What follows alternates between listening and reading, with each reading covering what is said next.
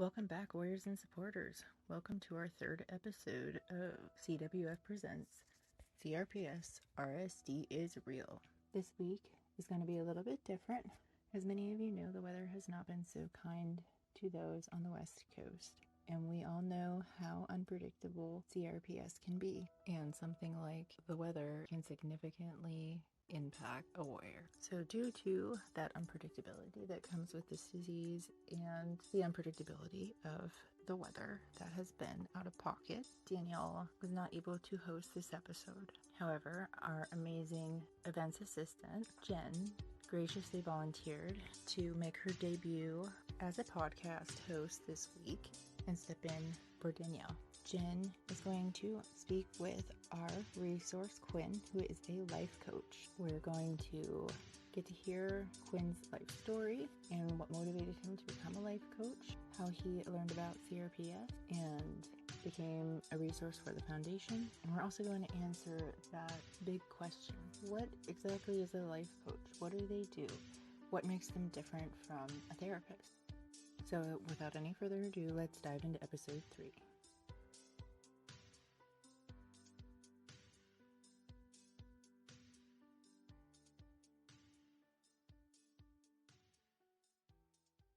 First and foremost, I would like to say thank you so much for joining us. I think we would start off by, telling us a little bit about yourself and what path caused you to become a life coach. I think that's what I'm really interested into knowing, and I'm excited, to be honest. Well, I've been a coach and a mentor and a teacher pretty much all of my life and a good portion of my career. I actually started in the IT field with my career.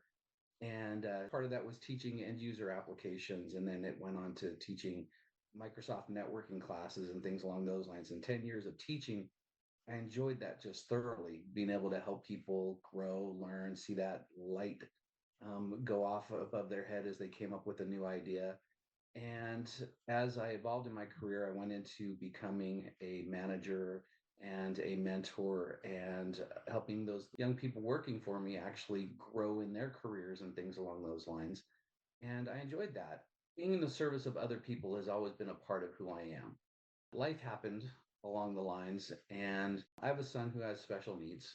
And around his 18th birthday, his special needs behavior became violent. My wife at the time couldn't deal with it. He was getting too violent for her.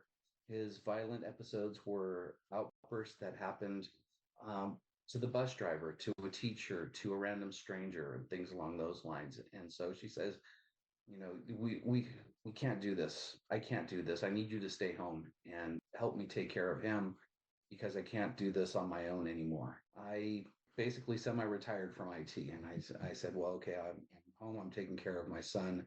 And we had some life changes, and just prior to COVID happening, my wife actually got sick, and her illness was something that some people couldn't figure out what it was. They asked about fibromyalgia. They checked into this, that, and the other thing. We went through so many doctors and so many doctors' visits and tests. We tested everything from, blood to fecal multiple times over again, trying to diagnose what's going on. Eventually led to, her having her thyroid looked at and finding that there was cancer in there, and then having it removed, and then never being able to get it settled on a medicine because everything she ate was causing her pain. Dozens of trips to the ER where the ER doctors would say, we can't find anything wrong with you. There's nothing notable at this point. Here's something to take for your symptoms. Go home. Yeah. Go see your primary care physician. I mean, I have a Tupperware of tests and doctor's results and things like that led to nothing in essence until about a week before she died, when they finally found that she had 2 strains of Lyme disease. But at that point, her heart was already giving out. She just didn't have the strength to go on. She had lost 50 pounds in less than a year, and as a person only 5'2", that's a lot of weight to be losing, to give a visual. And yeah, absolutely. That's quite a bit. yeah, and so that that led to me needing to take care of him and handle him because she eventually, that pain led her to taking her own life. With that, I became a single dad taking care of, this at the time 20 to 21-year-old boy. And his violence didn't go away. And so finally, I went to see a psychiatrist with him and, explained the symptoms to him, to the doctor, and then even went to a second one. And both of them came back and said that my son has schizophrenia. So during all of these several years, I'm not working. I'm taking care of my son. My son is my job. My wife's illness was my job. It was what I did. But his violence continued to get worse and worse and worse. And it was affecting everybody in my family, strangers. There's a time he threw a phone, his cell phone, and hit some old guy in the back of the head at the DMV. And, things along those lines. And so that behavior led me to eventually putting him into an assisted living residence. And so that's where he's at this point. And I was out of a job. But And being it takes such strength to ask for help, understanding that you cannot do it alone, and especially after losing your wife, you get so used to being that strength for them, and now you're having to push even more for your son because he can't do it for himself. Yeah, well, there's so much that goes with that. There's the intellectual understanding that I did the right thing, but there's the Yes. emotional part that it isn't intellectual, and the guilt that goes with that, the anguish that goes with having made those decisions, coming up to making those decisions, and things along those lines was tough to do. But I understood that it was the right thing to do, and that all led to me going out and doing something different. So I eventually decided it was time to get out and date. And I met the woman that I would now call my wife. But she's the one that helped me get into coaching and isolate that because, as I said earlier, I'm out of a job, no longer taking care of somebody sick. I'm no longer taking care of my son. And I don't like being idle. And so I wanted to do something else. Yeah. I said I could always get back into IT. I could do that. I could do project management. I could do this, that, and the other thing. And my wife, she says to me, "You keep saying the word I could do. I don't ever hear you saying I want to do." It was true. It was like, yeah, I could do it, but it's not like I want to do this. And my wife has a 19-year-old son and his friends, and I'm coaching them. They're coming to me with their problems and their ideas of what they should be doing. And, I was 19 once. I know nobody can tell you to do anything when you're 19 years old, but I would coach them. Yeah. I'd ask them, well, what do you think you should do? What do you have available to work on? And she says, those are good coaching questions. Have you ever thought about becoming a life coach? And I said, Some people just naturally have it, that confidence and that belief. I think it's so hard to find that rawness because you've gone through so many trials and you're finding what tools worked for you, and now you're wanting to share those tools. So I'm excited to hear more. I think the biggest question that is commonly asked: what is the difference between a life coach and a licensed therapist? the difference between a life coach and a therapist. The therapists themselves really want to spend the majority of their time digging into the root of the problem. And when they go in and they're looking at the root of the problem, they spend a lot of time talking about that and exploring the feelings about that and how it all came around and the why of where it came from. And I think that's a tremendous work and it's great work. But if you want to move forward and actually actionable steps for moving forward, see a life coach. Yeah, it's inside tools and training. You're not only helping us achieve things that we don't think that are achievable, but also I think it's really impressive on how you're doing that. I want to keep talking, but I'm a person that will go on for days. So I'm trying really hard not to do that. So, what brought you to the foundation and how did you learn about CRPS in general? So actually, I learned about it through your founder, and she's actually a member of my BNI organization. What we do is we do these one-to-ones where we get to know each other as a part of the organization. And so while her and I were talking, I started explaining how when my wife had been ill and nobody could diagnose it, we were going down the fibromyalgia path and how nobody could actually tell her what it was that was causing her pain and how she was sent away after time after time. And so I asked her, what are some of the symptoms? like, because if I could understand some of the symptoms, I could at least recall what they were for my wife. And so after talking about that with her, I did understand that they weren't the same. My wife didn't have CRPS, but it doesn't make it any less important to me. Is the fact that you Yeah. have people that are going through something that so many doctors are making you feel is invalid and not real, and it's in your head because they don't have a way to test it and understand it, because they don't understand that, because it's not their area of expertise. And I've been there. I've supported my wife through all of those crushing conversations with every single one of the doctors moving forward, as they said, I can't help you, I can't help you, I don't know what to do. And so I get it. I get where the pain and the frustration, and I mean the mental pain and frustration, come from for the CRPS warriors. Yeah. I think it's being told there's nothing wrong when you're truly feeling that there is something wrong. And some of us don't have that courage to push and say, hey, this is not right. I don't feel like I'm being listened to. It's amazing how we can talk to each other and go through something similar and have empathy for each other, because it's a never ending battle that all of us are going through. That's how you've come to the podcast. And now we're getting to know a little bit more in depth of what you do and the light that you're bringing to others, and you're still able to give. I think that's big. How do you find that motivation? Yeah, I was hoping you'd come back to that. You mentioned it earlier that I've been through so many things that other people haven't been through. I don't feel like I've been through anything different than other people have had. My wife committing suicide, lots of people have been there. My son being diagnosed with autism, lots of people have been there. Type 1 diabetes, been there. Schizophrenia, other people have been there. So I don't know that I've experienced things that other people haven't experienced, but what I feel like I have been able to do throughout all of this is still stay a positive person, still see the good and not hang on to the bad. That outlook and the ability for us as human beings to take where we're at and rise above it, and move on and push forward and persevere, I think is the thing that I really like to bring to what I'm doing, and why I want to coach and why I want to help people. After my wife had committed suicide, I could have curled up into a bottle and stayed there.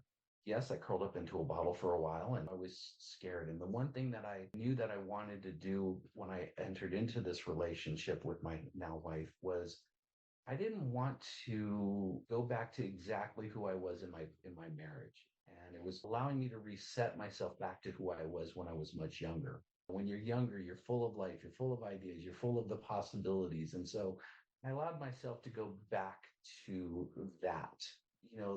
The psychology of working with people, dealing with people's emotions, and transpersonal psychology and interpersonal psychology were things that were very fascinating to me when I was younger. And I decided I wanted to get back into that and work with that and be able to help people see their potential and their possibilities. And that's why I dive into coaching. That's why I jump in, and I want to see, how can I help? And I think that's very beneficial. In what way do you feel everyday people benefit in having a life coach? An unbiased sounding board is the biggest benefit that you have. As a coach talking to a client, I'm not going to spare your feelings just to spare your feelings. And I want to be able to help you find your solution so you can move on. That's exactly what we need sometimes, is that little bit of push or that little bit of confidence in ourselves. For us CRPS warriors, everyday tasks are hard. Everyday tasks are not really achievable every day. What would you say is an achievable goal for people looking into the new year and preparing themselves for 2024? An achievable goal. It really is tough to say that as an umbrella statement, but I'll give you something. It's probably something that I say to most everybody that I possibly can. These two things. One is, every single day, look for something beautiful and take a picture of it, whatever that is, whether it's a landscape, whether it's a mother and a child, whether it's a dog playing with a bone, whatever it is, take a picture of it. Find that one beautiful thing every single day. And if you could do that once a day just to get started, that's awesome.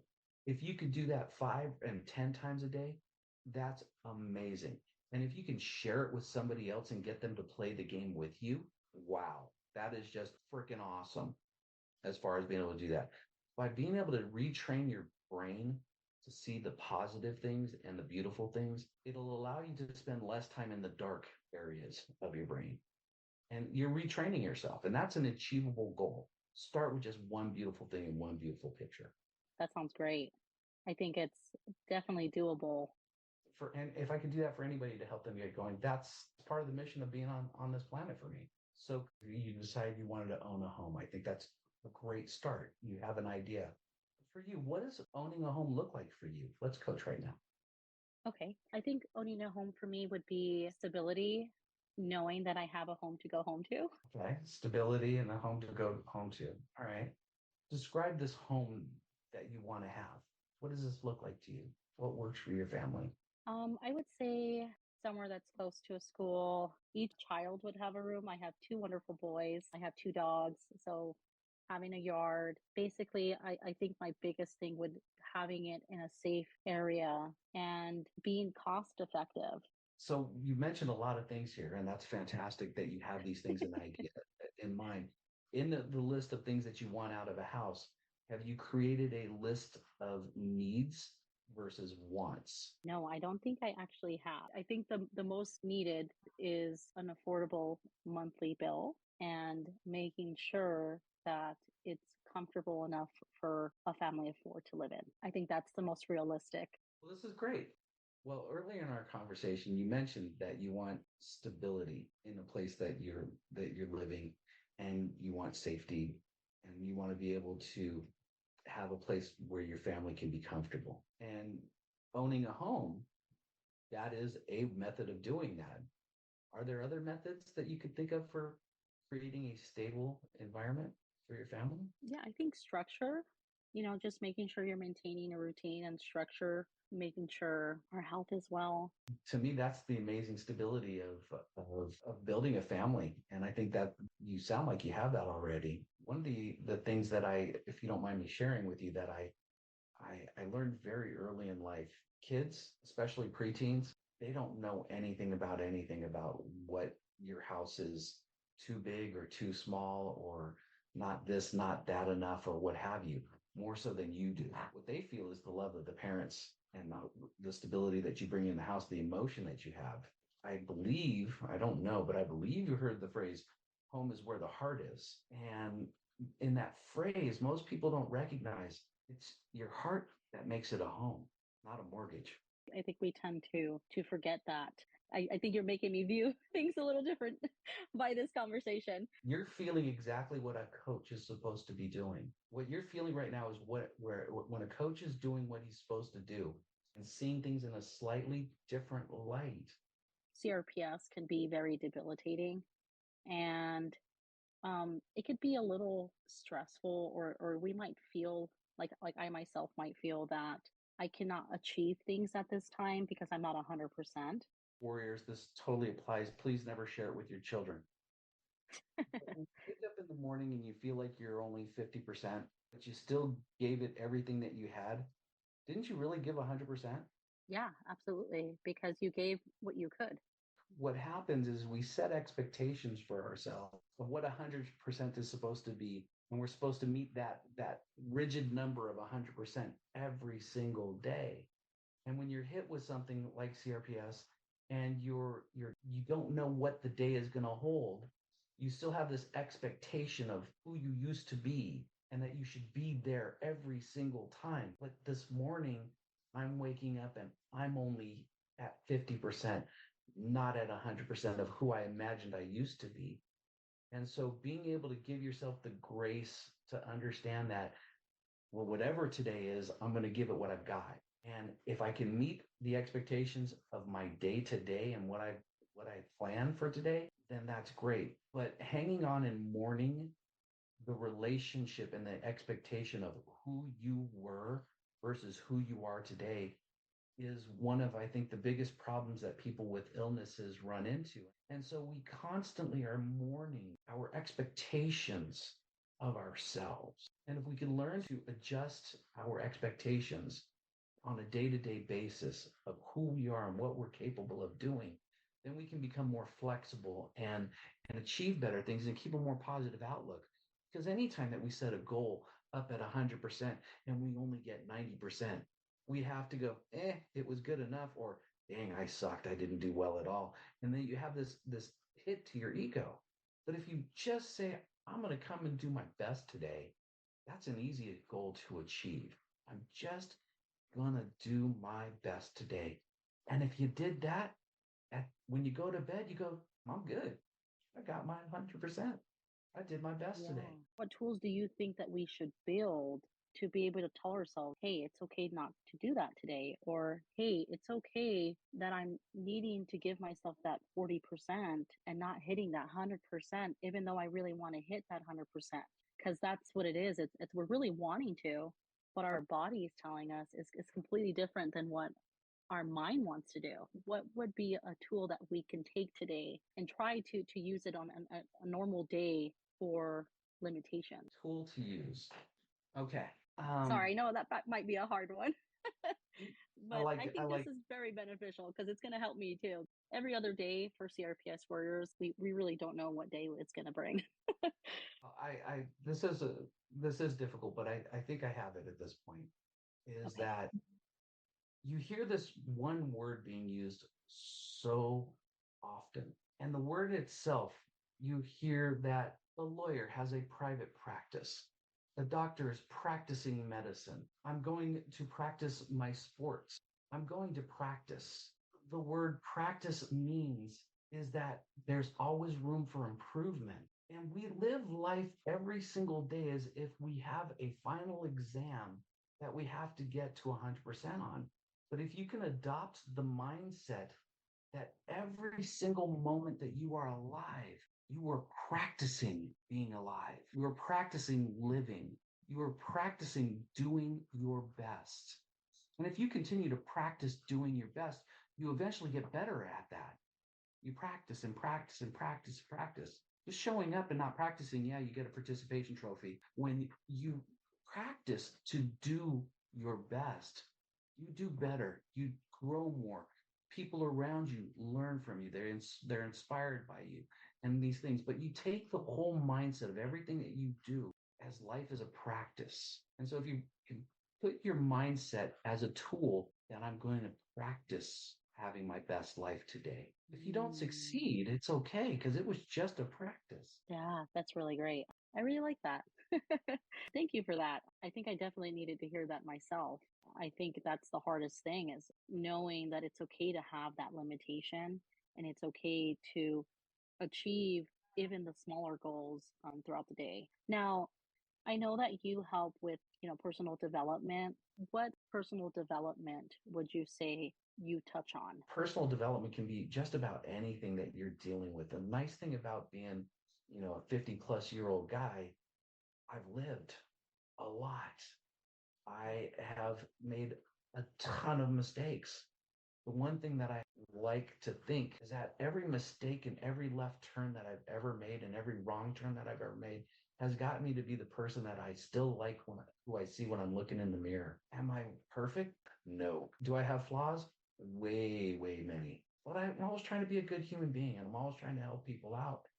And so with the personal development of people, I want to help in any and every category that I possibly can. And so, my desire for personal development and opening up people's minds, I don't really have a limit on where I want to play and what I can do and what I'm good with. But I will tell you, if you're going into a subject that I can't do, I'll tell you right up front.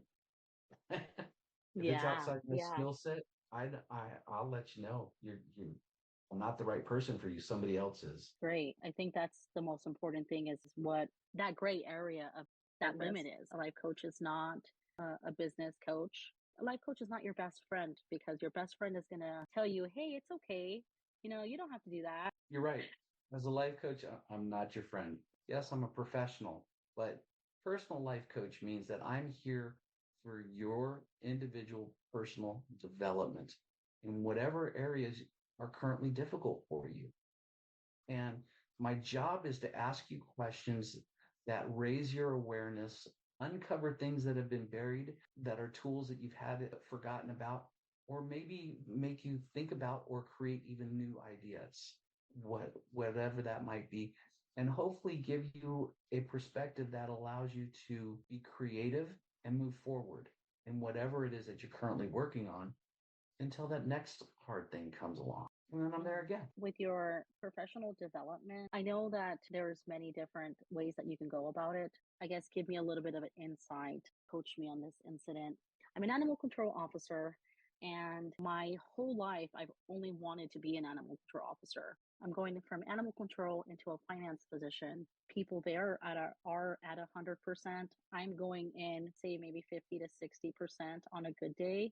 What tools do you think would be beneficial?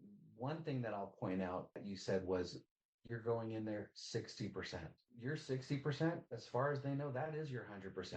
So go in and give that 60% because that's your 100%, right? So yeah, they won't know the difference in that perspective. The tools that you want to start working with are going to need to unfold a little bit more with some conversation about what's available, what's your background, and things along those lines. I'm guessing based off of what you're saying, and correct me where I'm wrong, is in animal control, you were out in the field and now you're going into the office. And so the skill sets of where you're dealing with the animals, now you're into an office environment where you have to deal with office politics and expectations and things along those lines, right?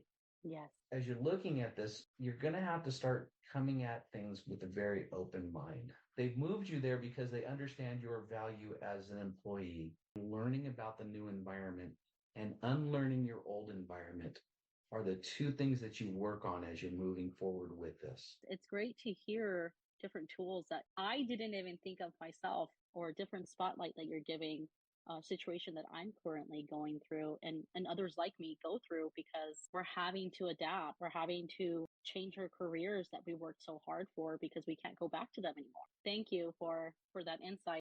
I think the only other question I have is, what's the most important thing you want a warrior to know or take away from this? You don't have to do this alone. I don't have to be your coach, but get somebody to be your coach, whoever it is. Get somebody to be there for you. Everything that you've gone through, and I'm very thankful and very truly blessed that you shared and you felt comfortable enough to share your hurt, because now you're sharing your next chapter of life. I think we need a little bit of happiness here and there, especially when things are really dark. And I want to thank you, Quinn, for being here with us today and sharing everything that you have shared. It was great and honestly motivational conversation. Thank you for that belief and strength you carry and your willingness to share and help others. I look forward to hopefully having you back on the podcast. Okay. I'm very thankful for the great conversation we had today. Thank you so much, Quinn, for taking the time to meet with us and share your story and let us know how you as a life coach can benefit the life of anybody and a warrior. And Jen, thank you again so much for being willing to stand in for Danielle this week. If you'd like to learn more about Quinn or get in touch with him, please look on our website under our resource tab.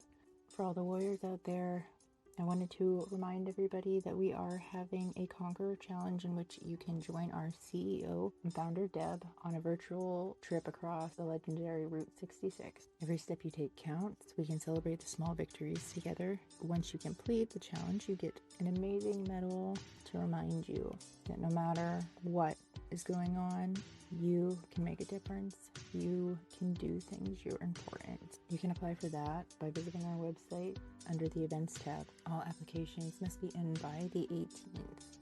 To support us, you can text CWF Podcast, all caps, no spaces, 253-555. And we invite you back on March 1st. We will have our special guest, Dr. Gloria Kambaga, that day. And we'll get to hear from her what treatments she uses on CRPS warriors and benefits of those. So join us again on the 1st. To all the warriors out there, stay strong,